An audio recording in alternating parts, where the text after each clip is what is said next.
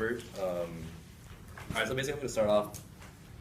Imagine you're skating down an ice rink. You're a defenseman. You're about to score a hat trick, so you're really hyped up. You're skating down. You just cross their defenseman. It's just you and the goalie.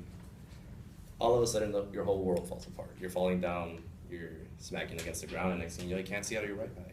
So then, the reason I wear glasses is because slowly, little by little, my right eye is slowly losing its vision. I actually have no problem with my left eye. In fact, this hockey stick is the stick that actually caused that. This is the hockey stick that the person was using, that they used to check me from behind. Basically, a hockey stick is seen as one of your, it's part of your person, it's part of your personality when you're playing hockey.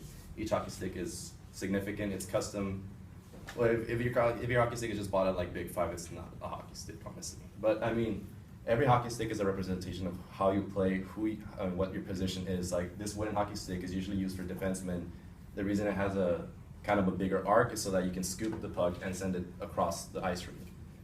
Compared to somebody who plays forward or right wing, left wing, they usually have carbon fiber sticks who are lighter, so they're more nimble. They're able to cut through and score faster shots.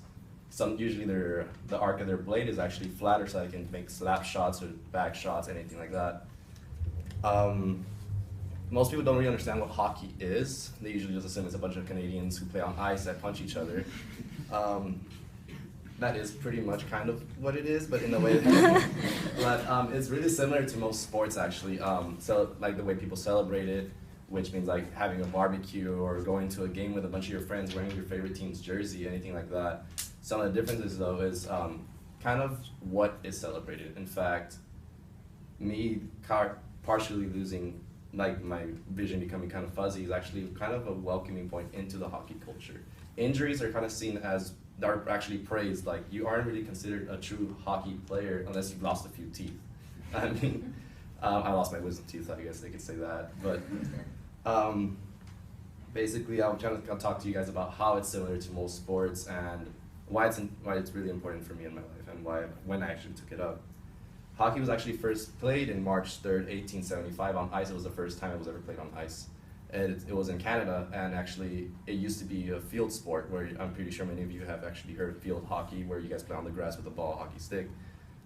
It actually, eventually, some guy got the bright idea, let's play this on ice. So it started being played on ice with ice skates, and basically, like I stated before, a hockey stick is who you are. It's like the way you play it. Some people prefer a wooden stick, even if they are forward, because, I mean, that's just maybe like to smack the puck a little bit harder. Another important thing is basically the aggressiveness of the sport. It's part of the reason why I like it. As a child, I actually I had a lot of anger problems. I mean, I grew up in violence, unfortunately, and that's all I could really think about. So I kind of let out that anger. And I mean, it's part of the sport, it's welcomed. I mean, if you hit somebody, you get in a fight, eventually you see them hugging each other at the end of the game. It's not seen as a big deal. The referee lets you fight the other guy. It's part of the sport.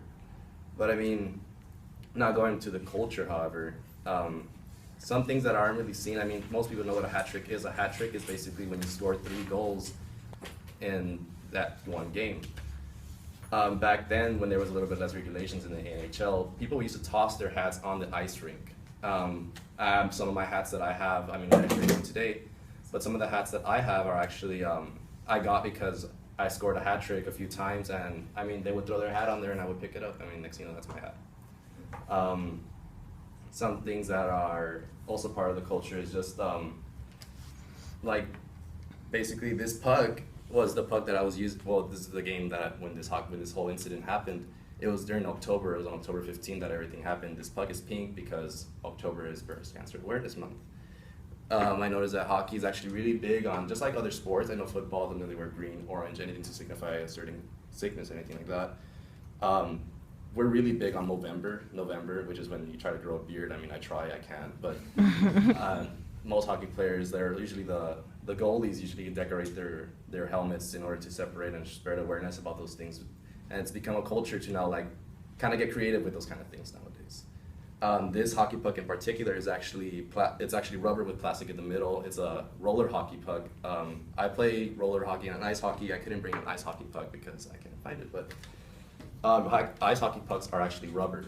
And the reason I bring both and not just one is because they're synonymous to one another. Like the hockey stick is basically nothing without a puck, and the puck has no purpose if it can't be smacked around by a hockey stick. So then, the reason I identify with this culture is because I've been watching hockey since I was actually 8 years old. My uncle's the one that got me into it. He taught me how to rollerblade and how to play on the street. I would play with my cousins. Eventually, I learned how to ice skate. I taught myself how to ice skate, and I eventually started playing ice hockey. And I mean, and I've stuck with it ever since. I've preferred the sport. I've always liked it. I still play once in a while. Unfortunately, I can't because I don't have the time for it.